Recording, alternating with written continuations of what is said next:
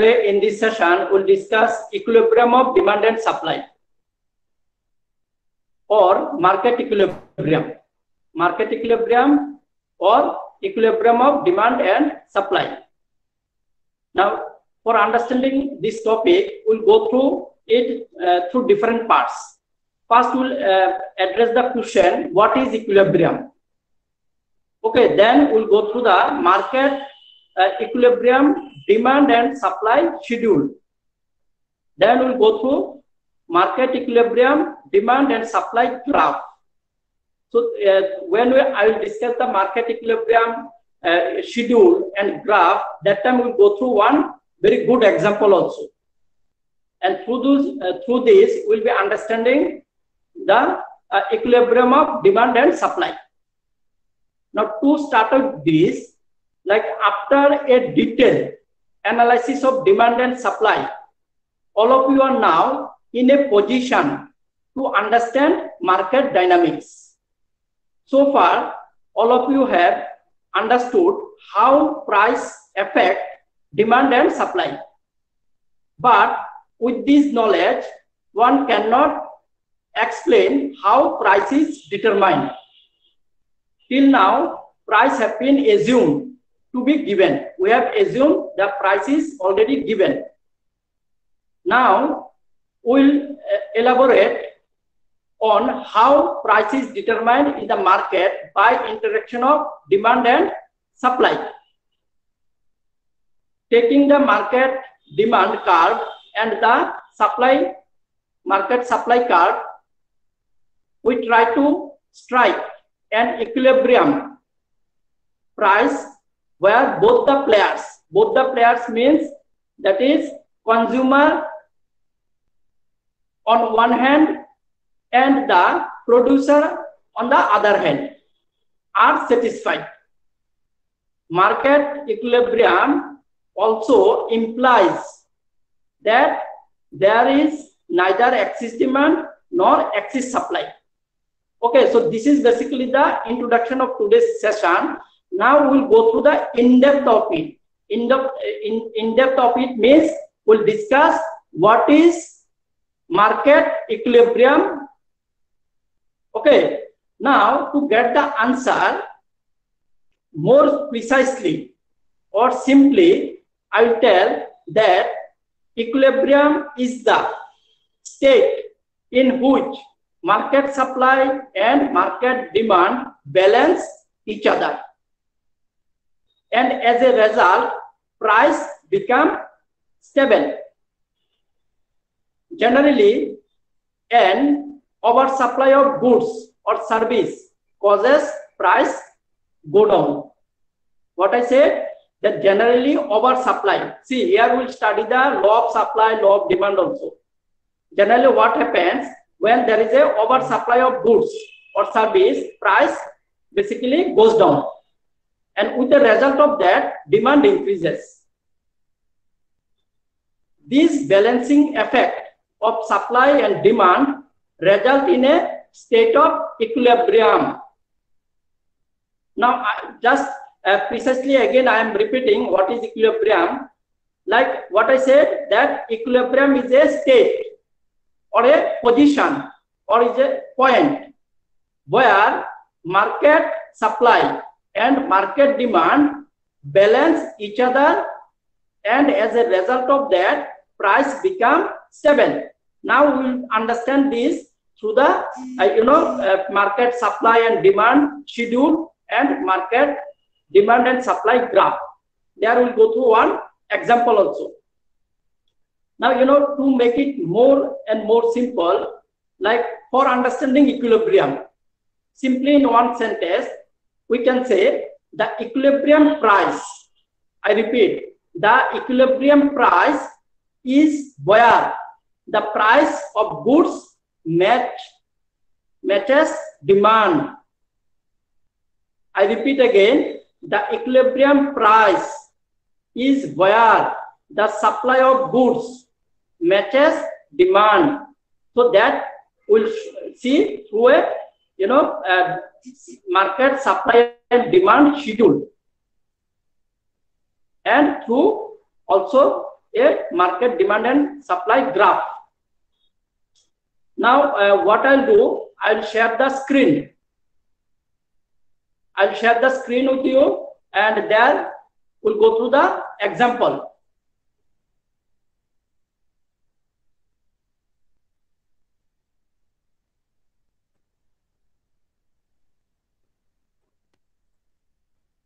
Okay, now the topic is equilibrium of demand and supply.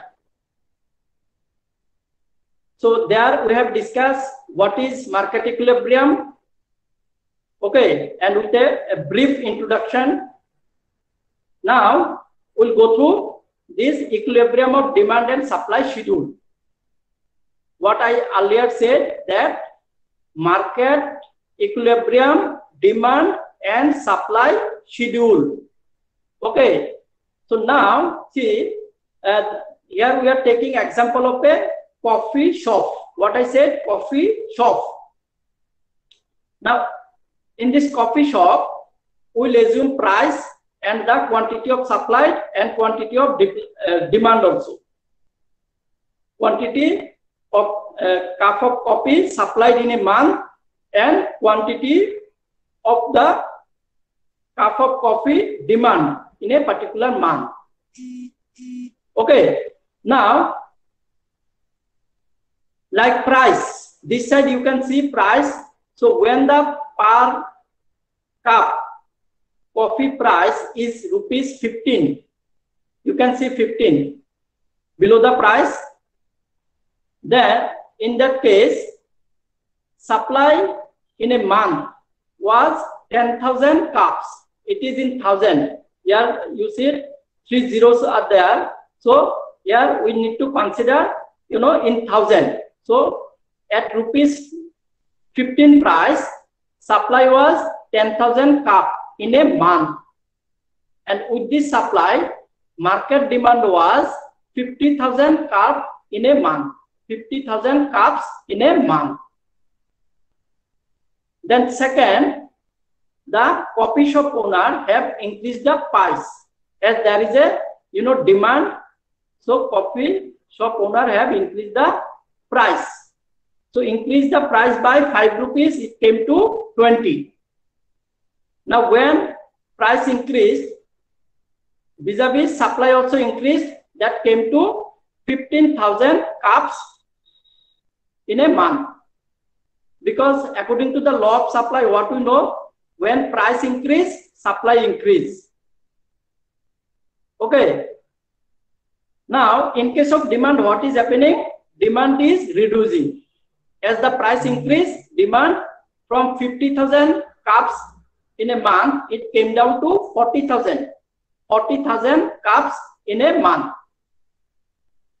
Okay. Next, again the coffee shop owner have increased the price by rupees 5, and it came to 25 rupees. Now with the price 25 rupees, coffee supply in a month was 30,000, or supply of the coffee was 30,000 cups in a month. Then in the demand case, it is 30,000 cups of demand in a month. So this is the point. See, 25 is underlined, 30 is underlined. Here in case of demand, 30 is underlined. So this is basically the equilibrium point that we will understand through a demand and supply graph also.